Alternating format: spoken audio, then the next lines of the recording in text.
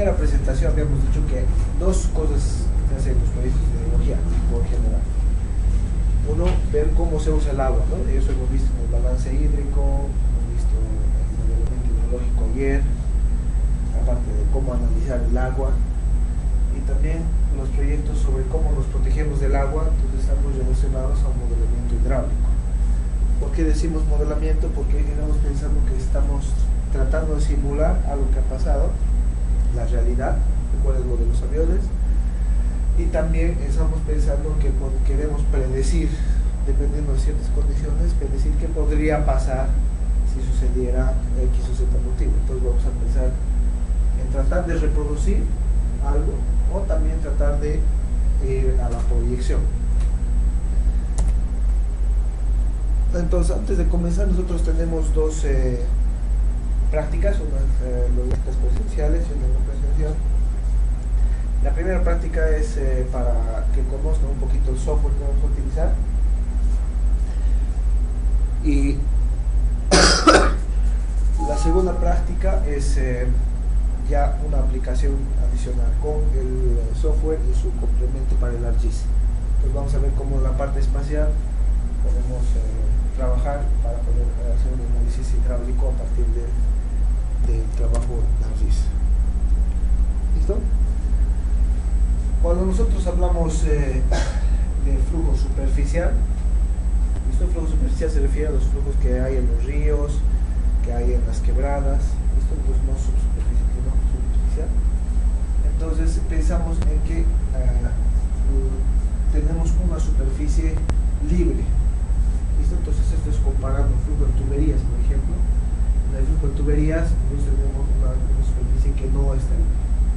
Por tanto, en un canal tenemos nosotros la presión atmosférica y la presión hidráulica. La presión hidráulica va a venir en ese sentido y la presión atmosférica en ese sentido. Cuando nosotros tenemos una tubería, simplemente trabajamos con presión hidráulica. ¿Listo? Entonces, en ambos casos tenemos niveles de referencia o datos. ¿Listo? Cuando uno hace el diseño, la parte ingenieril, entonces siempre tiene que tener un nivel de referencia. En la línea central de la tubería, si quieren, nosotros, en este caso la parte análoga, nosotros tenemos la superficie del agua o tirante. Tenemos casi los mismos componentes, si quieren, de velocidad. Esto es velocidad versus gravedad, esta es velocidad de gravedad. Esta es una altura y este Z es una altura alta del punto de referencia. Y lo mismo aquí. Entonces, un componente de velocidad, de gravedad. Tenemos el componente de ingreso y también el componente de egreso, por eso tenemos velocidad 1. Después algo pasa en el sistema y salimos con velocidad 2. Entonces suele haber pérdidas de energía en cualquier subsistema. Entonces aquí vamos a tener una pérdida de energía y esa cabeza de energía es esta HF. Entonces HF, H final si quieren, es la pérdida que vamos a tener de un lugar a otro. La posición de la superficie libre puede variar en el tiempo. ¿Listo? Entonces cuando un río, por ejemplo, está siendo erosionado con velocidades muy grandes, por ejemplo una cuenca que no tiene muchos árboles, entonces puede cambiar la posición. También la posición de la superficie libre va a cambiar dependiendo del evento de precipitación que tengamos. Por ejemplo, si este es un corte, ¿no?, de un canal, entonces en un evento de precipitación que en 5 años el agua va a llegar aquí. En un evento de precipitación en 10 años el agua va a llegar más arriba. Entonces en el tiempo no es constante eso. Esa es una diferencia importante al respecto de trabajar con tuberías. La profundidad del flujo caudal pendiente del fondo superficie libre son interdependientes. Entonces nosotros tenemos esta profundidad, la pendiente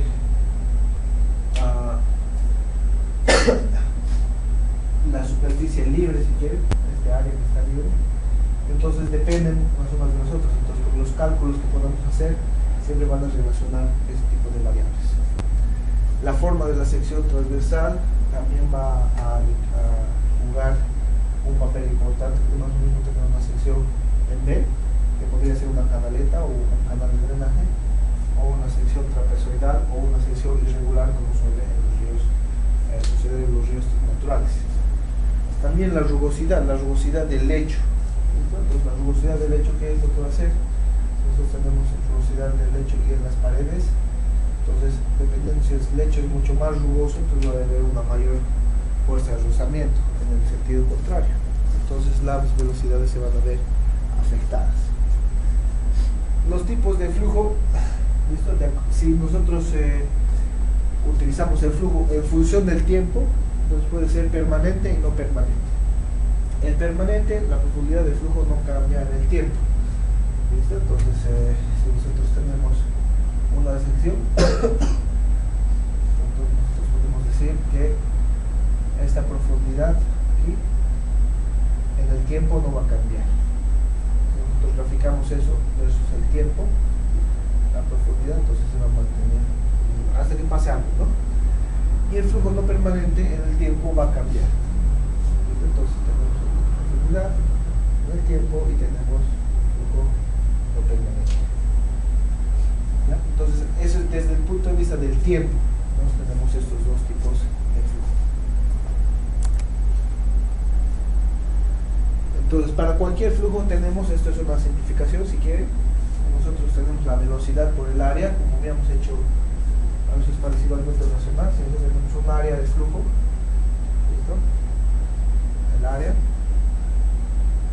y lo multiplicamos por la velocidad, entonces vamos a tener el caudal. Entonces el caudal va a ser la velocidad por el área.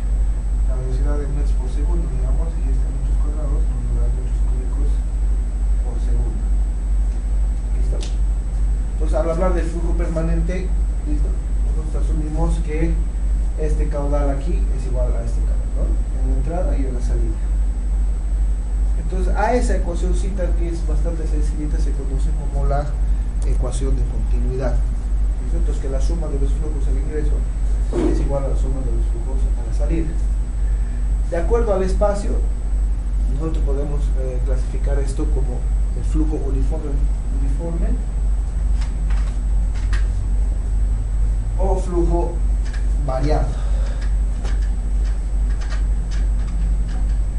Entonces, en vez de poner el tiempo, entonces ponemos la distancia. ¿Listo? Entonces, en la profundidad, lo mismo. En la distancia va a ser igual que el flujo. Y en la distancia vamos a tener un movimiento. ¿Listo? Entonces se refiere desde el punto de vista del espacio. Entonces, depende de cómo estén analizando, podría ser al respecto del tiempo o al respecto del espacio. Entonces, las diferentes combinaciones que hay del flujo, ¿no? Porque es el flujo permanente, flujo uniforme, flujo variado, flujo gradualmente variado o flujo rápidamente variado. Y en cuestiones del flujo permanente, flujo uniforme no permanente, que no es raro, esto suele ser en condiciones de laboratorio, y flujo no permanente. ¿Listo? Entonces, ¿qué es lo que va a pasar? Si nosotros tenemos un flujo uniforme en un canal de laboratorio, la profundidad va a ser constante.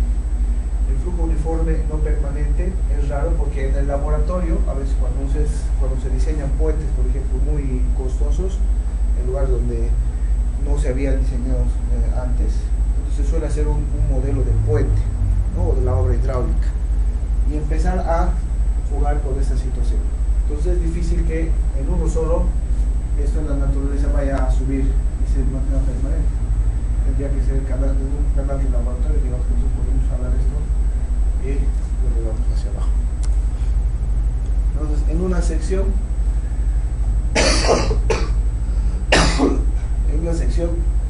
a lo largo, nosotros vamos a tener combinaciones diferentes del flujo. Vamos a tener flujos rápidamente variados. Si tuviéramos una compuerta, ¿listo? Entonces el agua va a pasar por aquí, el agua viene hasta aquí, ¿no? Subimos la compuerta un poco y el agua pasa. Entonces rápidamente variado. Después, hasta que tengamos un resalto, ¿no? Hasta un momento en que tenemos una barrera física, vamos a tener un flujo gradualmente variado, rápidamente variado, y así tengamos diferentes barreras.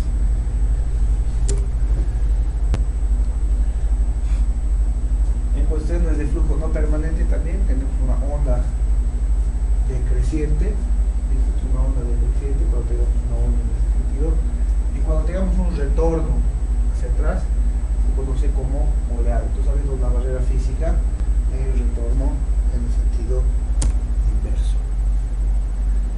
El estado de flujo tres factores: la viscosidad, la gravedad y las fuerzas inerciales.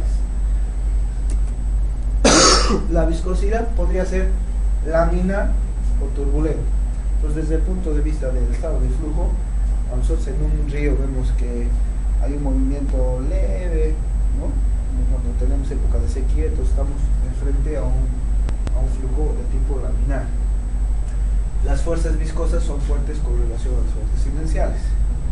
Y pensando en cuestiones turbulentas, ¿no? Eso lo podemos ver en un río amazónico, por ejemplo, es muy turbulento, que se cambia mucho.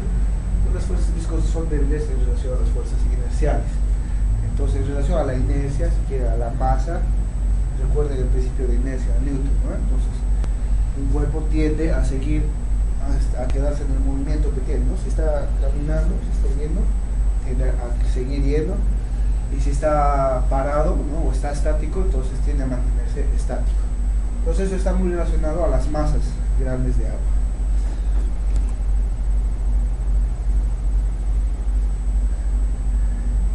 En cuestiones de gravedad, nosotros tenemos una relación entre las fuerzas inerciales y las fuerzas gravitacionales, que se puede medir por un número, que se llama el número de Fock.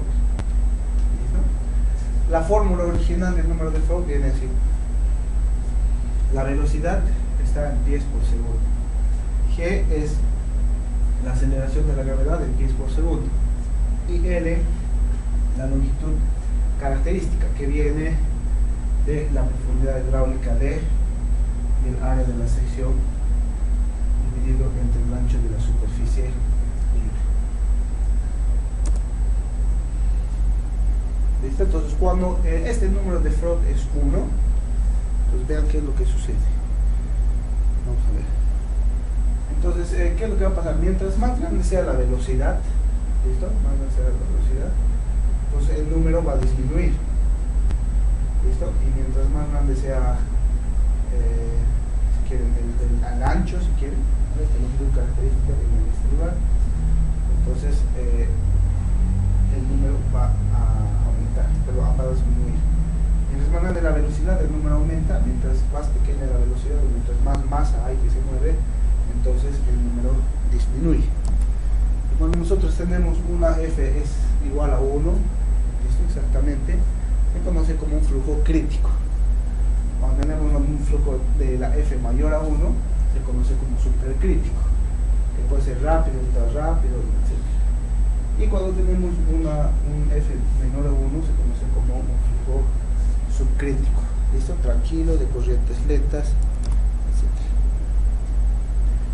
Los regímenes de flujo son la combinación de los efectos de viscosidad y gravedad. Entonces, si nosotros tenemos la velocidad en pies y la profundidad en pies, nosotros podríamos hacer una serie de combinaciones, ¿listo? Para poder determinar si el flujo es supercrítico turbulento, supercrítico laminar, supercrítico laminar, supercrítico turbulento, y tenemos una zona de transición entre un lugar y otro.